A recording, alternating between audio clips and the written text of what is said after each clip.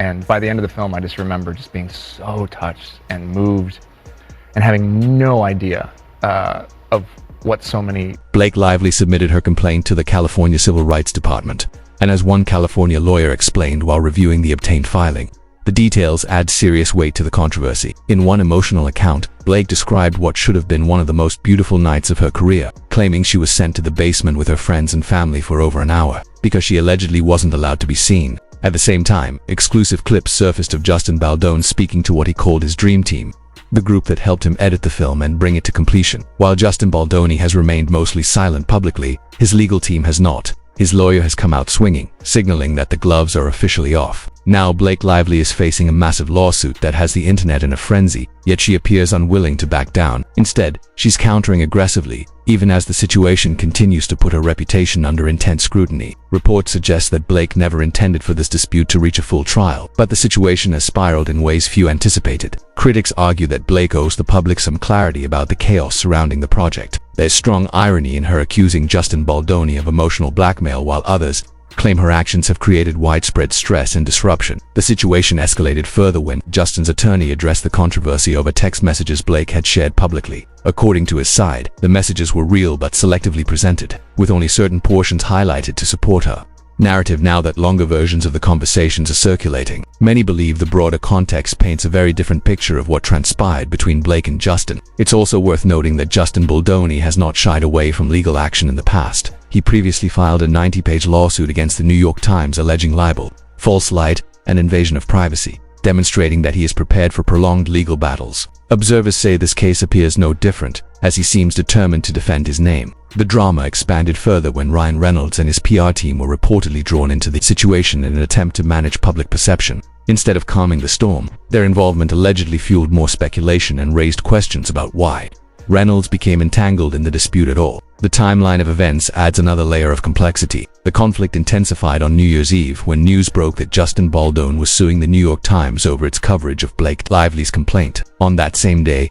Blake responded with a lawsuit of her own, seeking significant financial damages. She is suing Justin Baldoni, Melissa Nathan, Jennifer Abel, and Wayfarer Studios, the production company behind It Ends With Us, alleging mental anguish, severe emotional distress, and lost wages. As both sides continue to present their arguments, the dispute shows no signs of slowing down, and public interest remains at an all-time high. This wasn't a minor filing or a quiet procedural move. It became a federal court case in New York, immediately raising the stakes and signaling that the conflict had escalated into full-scale legal warfare. Observers describe the timing as bold and aggressive, especially because only days earlier, Blake had reportedly filed a separate action against Justin that insiders claimed she never intended to take all the way to trial. Some legal commentators characterized that earlier move as a nuisance lawsuit, suggesting it was filed more for leverage or optics than for a courtroom showdown. According to statements given to TMZ, Blake's attorneys explained that she had first submitted a complaint to the California Civil Rights Department in response to what she described as a retaliatory campaign by Wayfarer Studios. In that complaint,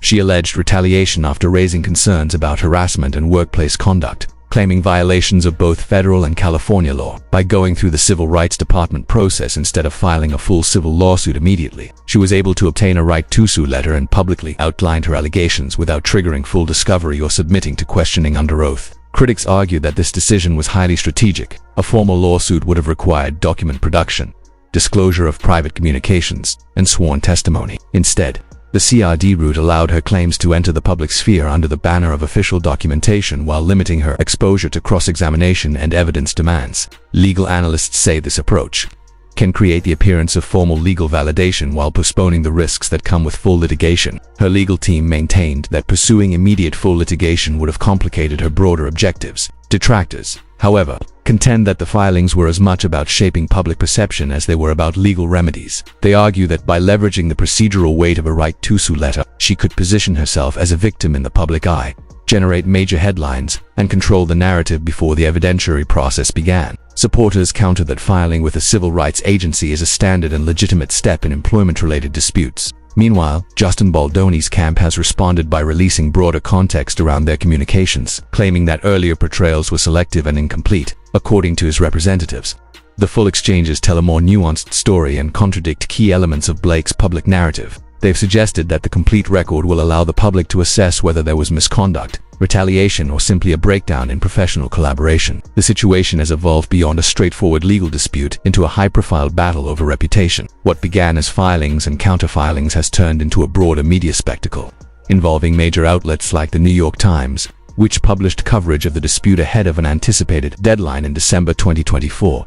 Critics of that reporting argue the article contained errors and omissions, while supporters maintained it reflected the information available at the time. At its core, this saga illustrates how celebrity disputes can blur the line between legal maneuvering and public relations strategy. Legal filings, press coverage, selective document releases, and online platforms have all become tools in a larger narrative struggle. For Blake Lively, the filings have shaped a story of retaliation and workplace harm. For Justin Baldoni, the counter-response centers on transparency and contextual evidence. As both sides continue to escalate, the case stands as a vivid example of how modern Hollywood conflicts play out not just in courtrooms, but across headlines, social media, and public opinion.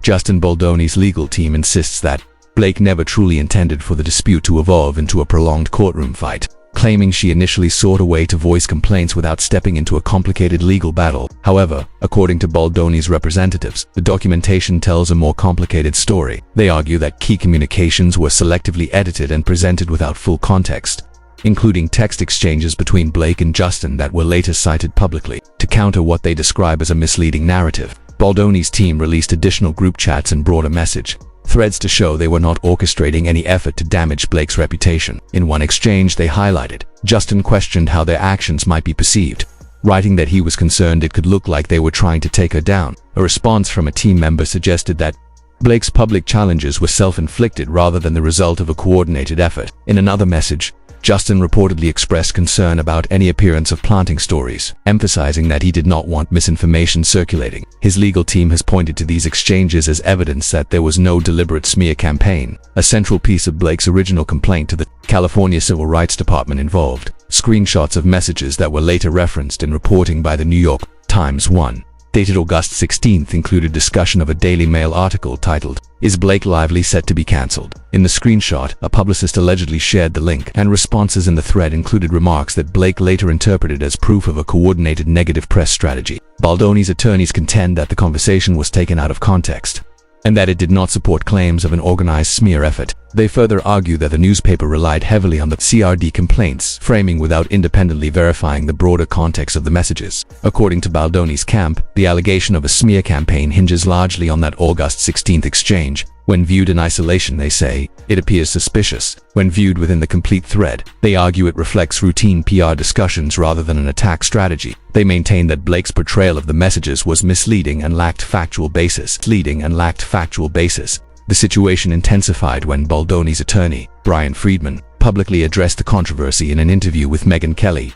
During the discussion, Friedman presented what he described as additional context, including audio messages from Justin. One of the most striking claims involved the premiere of It Ends With Us, where Justin alleged that he and his family were kept away from the main event area for over an hour. That account fueled speculation about visible tension during promotional events. Fans had already noticed signs of strain, cast members appearing distant in interviews, social media unfollows, and Baldoni handling certain press appearances on his own. Some observers believe Blake's actions may have been influenced by her broader allegations against Baldoni, including claims of sexual misconduct and reputational harm, suggesting she may have felt the need to protect herself. Friedman, however, disputes that interpretation, arguing that behind-the-scenes friction stemmed from creative disagreements rather than retaliation. He also addressed criticism surrounding Blake's preparation for the film, which is based on the best-selling novel by Colleen Hoover. Given the emotional depth and complexity of It Ends With Us, expectations were high for cast familiarity with the source material. Friedman claimed that misunderstandings about the book and proposed script changes contributed to tension on set.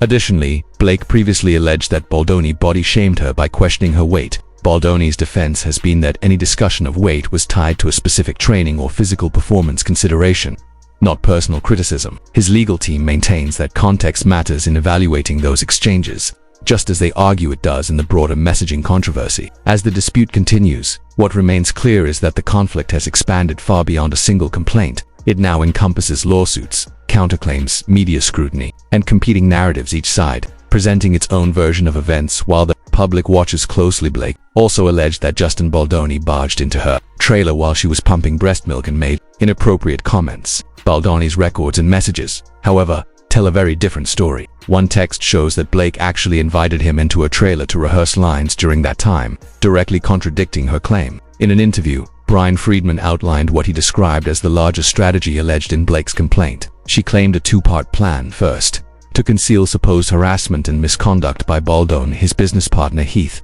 and Wayfarer Studios. Second, that Baldoni orchestrated a calculated smear campaign aimed at destroying her personal brand, business, and emotional well-being. While concealing misconduct isn't necessarily illegal, Friedman argued that Blake's claims of coordinated retaliation were largely exaggerated, showing how strategy and perception were allegedly weaponized to create sensational headlines. Friedman also criticized Blake for launching a hairline product around the same time she was meant to be promoting It Ends With Us, framing it as another example of misplaced priorities. Between alleged smear campaigns, basement lock-ins, public lawsuits, and PR chaos, the situation painted a picture of a set riddled with tension and miscommunication. Friedman emphasized that while Blake's narrative portrays her as a victim, the evidence including texts, audio messages, and first-hand accounts paints a far more complex and contradictory reality. Her public advice, like telling women to throw on florals and hit theaters, further harmed her image. The film's post-production period became a PR nightmare, and Baldoni's team stepped in forcefully, accusing Blake of fabricating stories to control public perception. According to them, her actions weren't just reactive, they were part of a larger,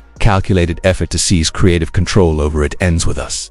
Friedman alleged that Blake interfered with virtually every aspect of the production, from soundtrack and wardrobe to editing, and even pressured the studio to release her version of the film despite Justin's cut performing better in audience tests. Things escalated further on video. In one clip, Blake appeared visibly uneasy when an interviewer revealed she had supposedly tried to teach Justin how to be more touchy on set. Despite the presence of professional intimacy coordinators, a move that added another layer of controversy. This, combined with swirling rumors about her alleged feelings for Justin and speculation that she attempted to sabotage his career after he didn't reciprocate, made the situation even messier. Ryan Reynolds also became a focus of scrutiny. Initially seen as a bystander, more details suggested he was heavily involved, prompting criticism from fans. Reports claim he even edited scenes without the knowledge of the screenwriter or Justin and promoted the film about domestic violence in a way that some perceived as tone-deaf. Altogether, the saga illustrates a tangled mix of personal conflict, legal battles, and public perception struggles, with tensions and allegations continuing to dominate headlines. The fallout was immediate. Fans and critics alike went wild.